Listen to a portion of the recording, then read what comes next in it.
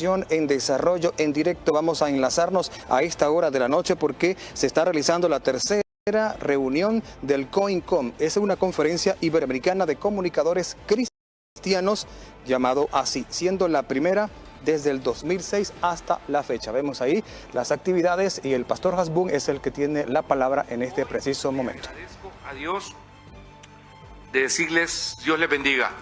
Y antes de presentar al señor presidente, tengo una responsabilidad. Quise que mi esposa Annie y mis hijas la Claire y la Cata estuvieran aquí porque, gracias, yo lo puse a él para que lo hiciera, pero todos le siguieran. Pero ¿sabe algo? Ni me han visto. Y hoy mi esposa está cumpliendo años. Y yo quiero decirle a la Annie, gracias, porque me encanta estar casado con una mujer fuerte, una mujer de carácter, una mujer que me ha enseñado muchísimas cosas y me ha ordenado. Es financiera, con eso les digo todo. Y entonces me tiene a raya, pero hoy le agradezco a Dios por su vida y por las niñas y por mis hijos mayores también, Camila, Lía y Pipo, que aquí están. Iberoamérica, disfruten El Salvador. No le digan que nadie es capaz de no cumplir sus sueños, porque en este país estamos cumpliendo los nuestros. Gloria a Dios. Señor presidente, para vivirle en COICOM por segunda vez, agradecerle por estar acá, e Iberoamérica le saluda y le recibe en esta hora. Que Dios le bendiga. Damas y caballeros, en este momento dirige su mensaje el excelentísimo señor presidente de la República de El Salvador, Nayib Armando Bukele Ortiz.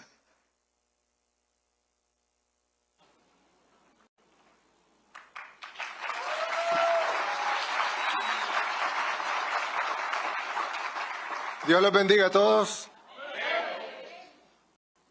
Antes de empezar, vamos a darle la gloria a Dios por todo lo que está pasando aquí en este lugar y por todo lo que está pasando en este país. Señor presidente de COICOM Internacional, señor presidente de COICOM El Salvador, quiero agradecerles a ambos por haber seleccionado a este país para hacer el regreso de COICOM. Y les agradezco doble, porque sé que no lo escogieron porque tuviéramos los mejores centros de convenciones o porque tuviéramos la mejor infraestructura turística, sino porque lo escogieron porque El Salvador está demostrando como un testimonio vivo de que las cosas pueden lo decir.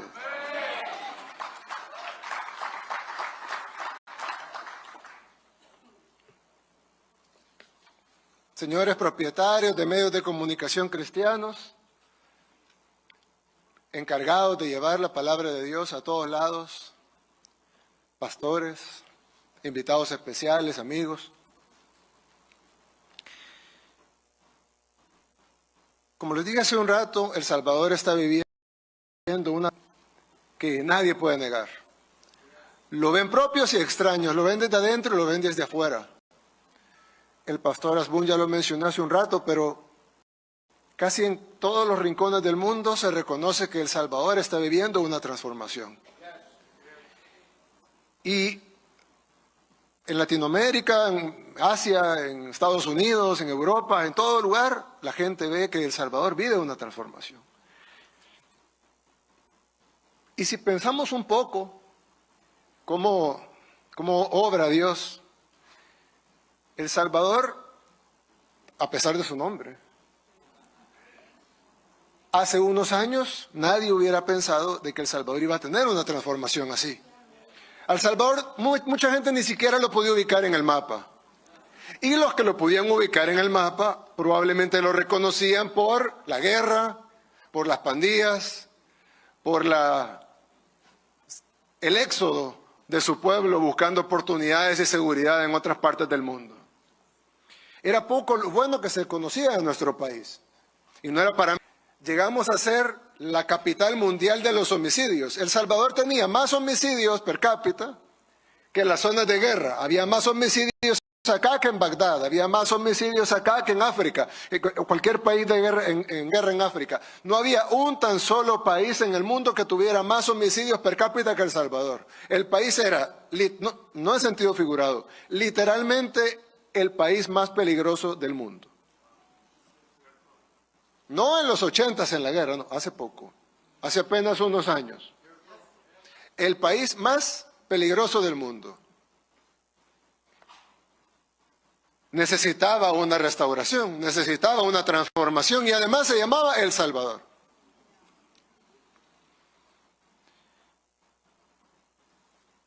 Y cuando asumimos la presidencia en el 2019, pues El Salvador estaba lleno de problemas, muchísimos, todavía tenemos muchos de esos problemas. Pero el problema principal era la inseguridad. Y empezamos a trabajar para darle seguridad a la gente, a trabajar como trabaja el ser humano, con lo que puede, con las herramientas que tiene a disposición, con lo que Dios le pone normalmente al ser humano. Las herramientas normales que Dios nos da a todos. Nuestra mente, nuestras manos, nuestra voluntad, nuestros recursos. Y en el caso de un gobierno, pues los recursos de un gobierno, etcétera. Y nos fue bien. Digo, nos fue bien, no porque tuviéramos los grandes resultados, sino porque logramos algunos avances y a la gente le parecieron bien. Tanto que la gente nos dio más apoyo y más apoyo. Y nosotros estábamos contentos con lo que habíamos logrado. Habíamos bajado de tener 15 homicidios diarios a tener 4 homicidios diarios. Pero este seguía siendo un país muy, muy, muy inseguro. Gente desaparecía, prácticamente era raro el negocio que no era extorsionado por las pandillas. Seguían habiendo una tasa de homicidios altísima. Habíamos salido, sí, del top 5 mundial, pero seguíamos siendo un país. No se podía decir que estábamos viviendo una transformación divina o que Dios nos estaba sacando de donde estábamos, simplemente se podía decir que estábamos actuando humanamente bien. Antes, y he hablado de esto en otras ocasiones, no voy a aburrir con ese tema, pero yo siempre digo, cuando hemos hablado, pastor, con diferentes pastores, siempre hablamos de que cuando se libra una batalla en la tierra, se libra una batalla en el mundo físico, pero a la vez se está librando una batalla en el mundo espiritual. Si la batalla que libramos nosotros en el mundo físico no está acompañada de una batalla en el mundo espiritual, no está acompañada de una victoria en el mundo espiritual, los resultados no van a ser tan sorprendentes.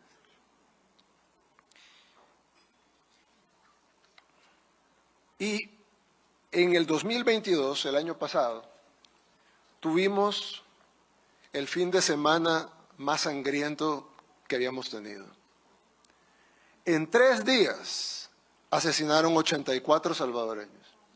En un día asesinaron 60, en uno de esos 3 días asesinaron 62. Cada 15 minutos nos avisaban de otro homicidio. Cada 15 minutos nos avisaban de otro homicidio. Traten de imaginar la impotencia que se siente cuando cada 15 minutos ustedes reciben el anuncio de otro homicidio en otro lugar.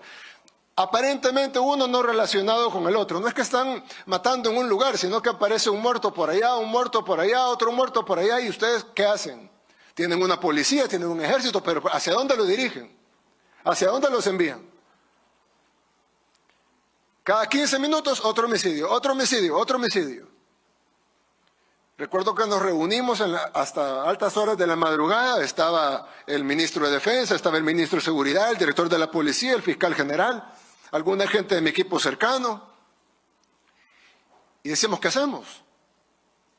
¿Qué podemos hacer?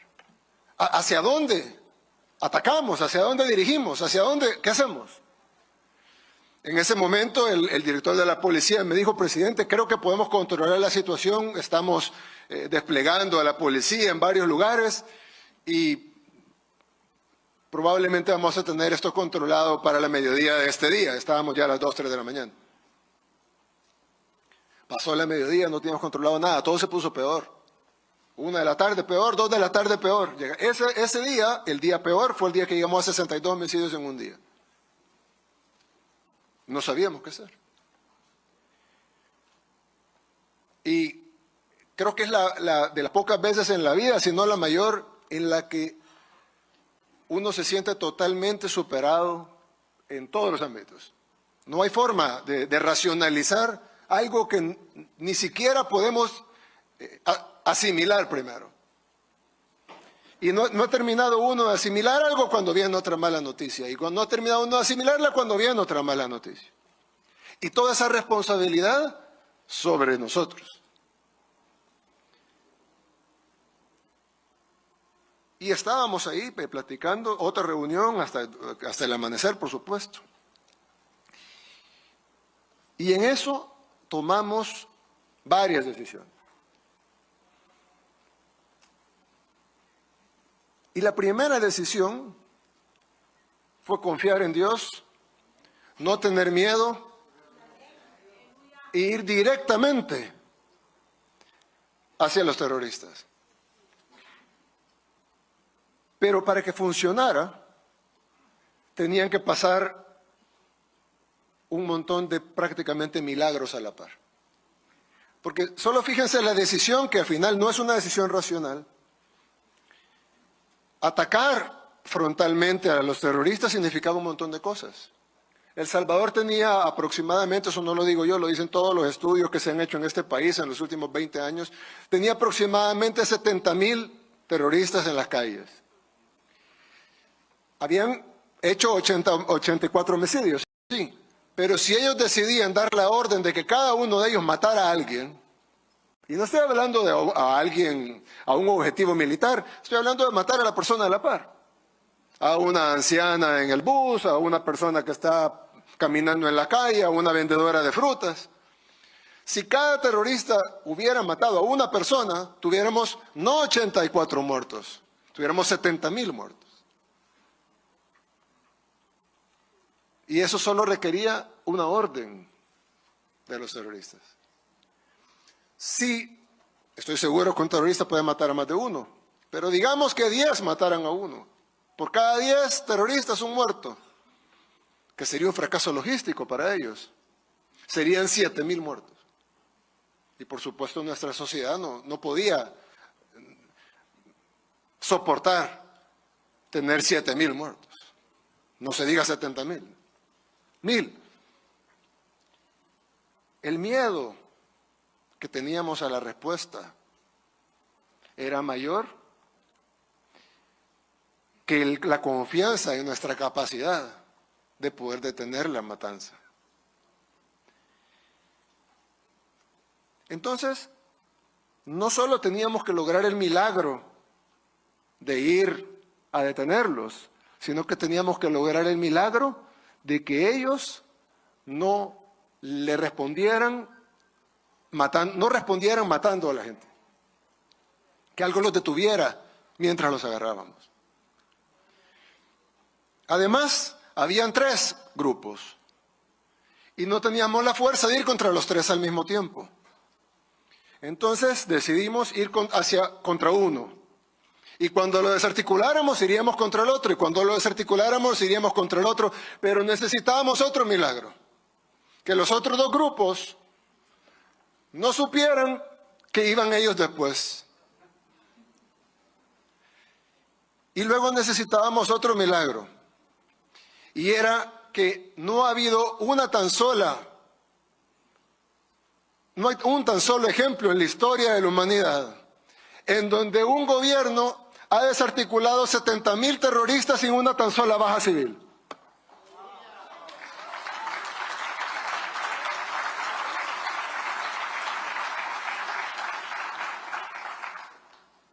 Y ese era el milagro más grande.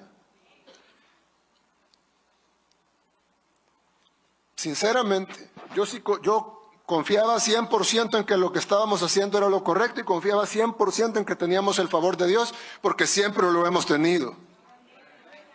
Pero no pensé jamás que Dios nos concedería toditos los milagros. Pensé que de los 10, de los 20, 30 que necesitábamos, Dios tal vez nos concedería 5, 7, 12 y nos iría bien. Pero no perfecto.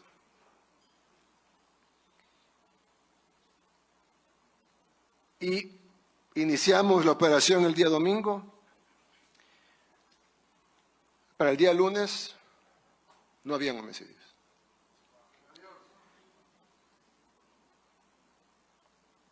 los terroristas, los pandilleros, los mareros empezaron a esconderse.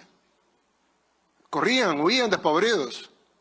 Se escondían debajo de la cama, adentro de la pila, adentro de las alcantarillas. Huían. Las temibles pandillas que tenían aterrorizado a El Salvador, a Honduras, a Guatemala, a ciudades enteras en Estados Unidos, en Italia, las pandillas más temidas del mundo, corriendo despavoridas. ¿Quién puede lograr eso más que una guerra espiritual ganada?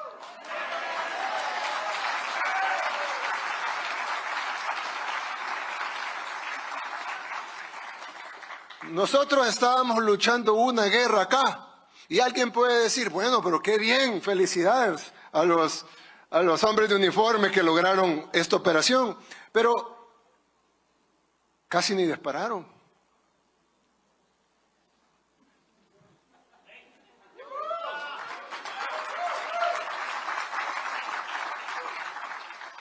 Porque la guerra se ganó a nivel espiritual. Y nosotros fuimos el reflejo de esa guerra espiritual. Aquí se vio el reflejo, así como un espejo.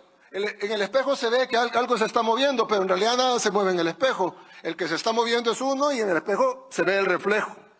De igual manera acá nosotros nos vimos en las calles arrestando terroristas, pero realmente solo es el reflejo de lo que se había ganado en la guerra espiritual. Por eso El Salvador, que no es el país más rico, que no es el país más tecnificado, que no es el país más poderoso, pero es que ni siquiera, hasta suena tonto decirlo, por supuesto que no somos ni por cerca, no somos ni el top 100.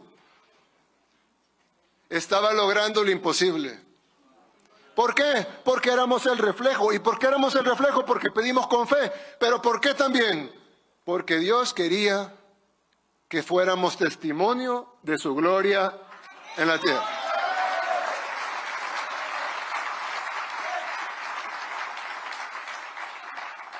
Así que nosotros nos aseguramos de siempre darle la gloria a Dios por lo que hemos logrado. Y no porque seamos buenos, sino porque no queremos perder el favor de Dios. Algunas personas, obviamente no de acá, pero algunas personas, no muchas, ¿verdad? Pero algunas personas me han criticado cuando yo he dicho en discursos, una vez incluso tuvimos casi la mitad del ejército en un evento y yo les decía, todos nosotros debemos ser instrumentos de Dios. Y algunas personas que no conocen qué significa, ustedes sí lo conocen por supuesto, pero hay gente que no conoce tanto, no entiende qué significa decirse instrumento de Dios. La gente piensa que es como una especie de soberbia, ¿no? Como, sí, yo soy el instrumento de Dios. No entienden que es lo contrario, es humildad. Porque nosotros todos somos instrumentos, todos podemos ser instrumentos de Dios. Y no solo los seres humanos, los animales pueden ser instrumentos de Dios. En la Biblia, la ballena que se comió a Jonás era un instrumento de Dios. No es un tema de soberbia, es un tema de humildad, de saber que todo depende de lo que Dios quiera. De que no se mueve la hoja del árbol si Dios no quiere, y que todo lo que pasa es porque Dios nos usa de instrumentos. Dios usa como instrumentos a los médicos, Dios usa como instrumentos a todos, al que nos da un saludo en la calle, a cualquiera. Entonces nosotros sabernos instrumentos de Dios y permitirnos ser usados como instrumentos de Dios. No es soberbia, es humildad. Es saber que no dependemos de nosotros mismos, sino dependemos de aquel que está allá arriba y que maneja y controla y tiene todo el poder.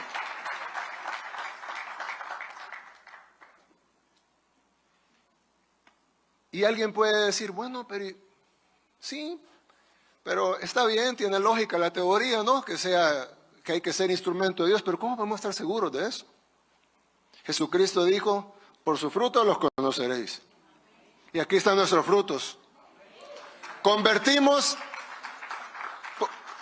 por obra de Dios, al país más inseguro del mundo en el país más seguro de América.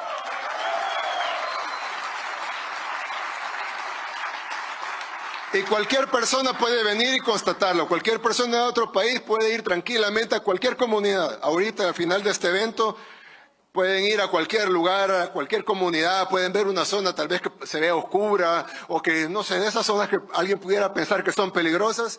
No se preocupen que no hay ningún tan solo lugar en este país que sea peligroso ya. Decir eso después de que éramos el país más peligroso del mundo, es que muchas personas no comprenden la grandeza de la gloria de Dios cuando se manifiesta. Y eso que pasó aquí en El Salvador, y que vamos a trabajar para que siga pasando, porque la maldad siempre está al acecho. La maldad siempre está al acecho. Pero eso que pasó aquí en El Salvador, que ahora cualquiera de ustedes puede irse a meter a cualquier lugar, caminar, se pierden, no importa, no pasa nada. No les va a pasar absolutamente nada. Todos están totalmente seguros en cualquier lugar, sin guardaespaldas, sin necesariamente que haya presencia de la policía o del ejército, en cualquier lugar. Pero esa acción de la gloria de Dios y el favor de Dios que El Salvador tuvo, yo creo que es más importante, o el objetivo de eso es mayor que simplemente traerle paz al Salvador. Para mí, como presidente de El Salvador, pues qué buena paz para El Salvador, pero creo que el objetivo de Dios es mucho mayor. Es decirle a todas las naciones del mundo, pídanme, denme la gloria y yo sano su tierra.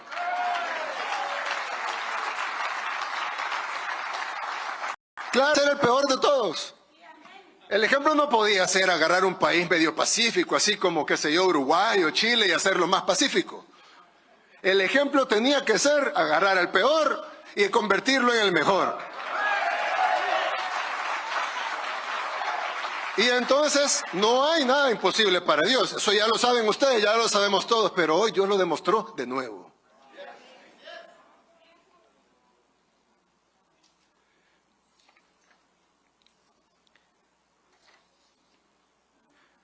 Yo les quiero pedir nada más dos cosas. Una, le quiero pedir siempre al pueblo salvadoreño, a muchos de aquí son del pueblo salvadoreño, les quiero pedir que siempre tengamos la humildad para darle la gloria a Dios y saber que el mal sigue acechando y que en el momento que dejemos de darle la gloria a Dios, el mal puede volver. No volverá si le damos la gloria a Dios y clamamos a Él y le pedimos con fe, pero sí podría volver si no lo hacemos. Y le quiero pedir a todos los demás, que son la mayoría, que no son del Salvador, que oren por nosotros, que oren por nuestra tierra y que oren por nosotros. No solo porque somos un país hermano y pues así como todos merecemos oración y sobre todo cuando la solicitamos, sino porque nosotros podemos ser un ejemplo para sus países, para sus tierras, para sus labores pastorales en esas tierras.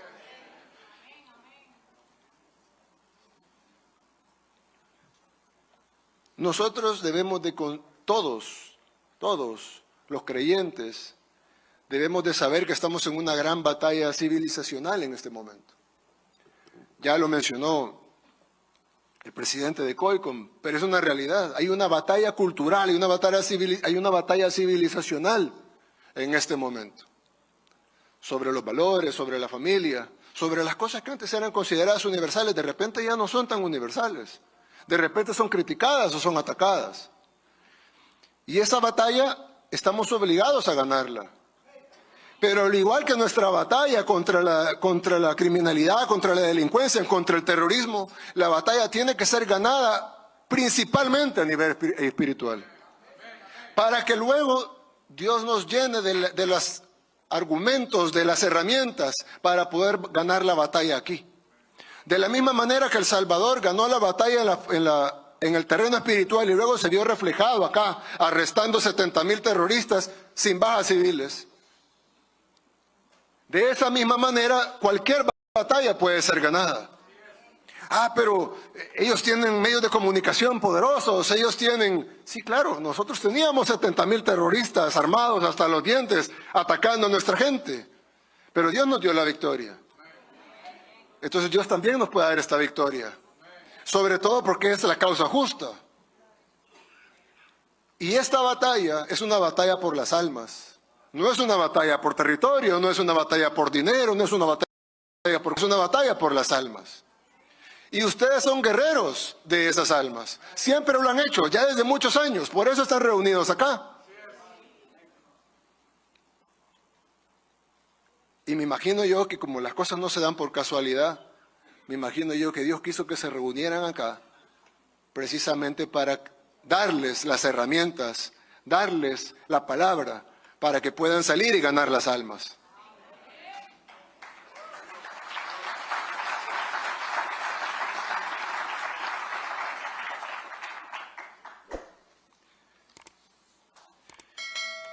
Cuando todos ustedes saben la historia de Salomón, cuando Dios le preguntó qué deseaba y él dijo que deseaba sabiduría. Y Dios le dijo, te daré la sabiduría, pero también te voy a dar todo lo demás que viene por añadidura por la misma sabiduría. Oremos por eso. Pidámosle a Dios siempre sabiduría. Y Dios nos va a dar todo lo demás. Todo lo que necesitamos para las batallas que vienen y para el mundo que debemos de construir, para las almas que debemos salvar. Me honran con esta invitación. Ustedes son hombres y mujeres de Dios, gente que le ha dedicado su vida entera al Señor. Eso no es algo pequeño, eso es algo inmenso. Sigamos pidiendo, sigamos orando, sigamos luchando esta batalla en el terreno espiritual y todo lo demás se va a reflejar aquí en la tierra. Que Dios los bendiga a todos. Sepamos que sin Dios nada es posible, pero con Dios todo es posible.